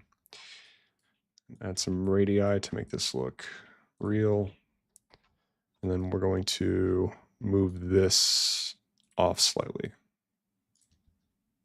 the thickness of the sheet metal. We need mounting holes, so we will draw a sketch there.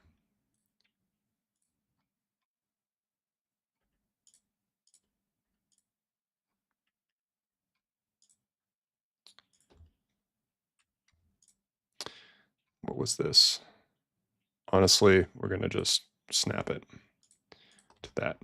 Yeah. I'm not going to find out what the actual screw size is right now.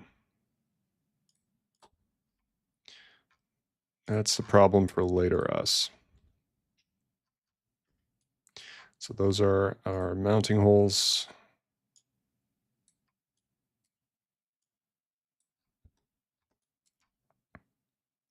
I'm going to make that a subtraction.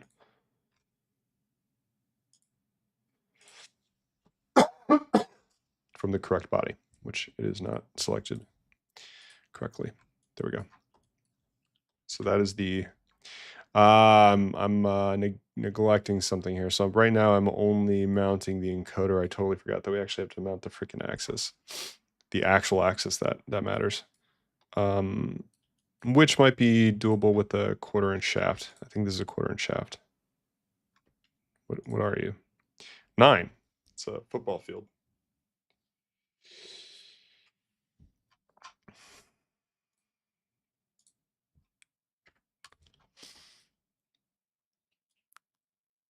I need to look up what they did. It really is. So they use plate spacers.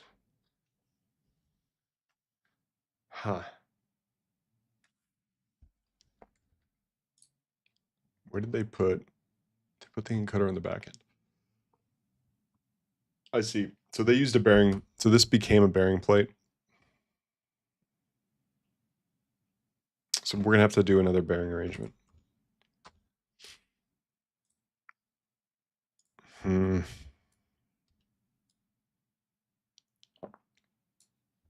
Okay.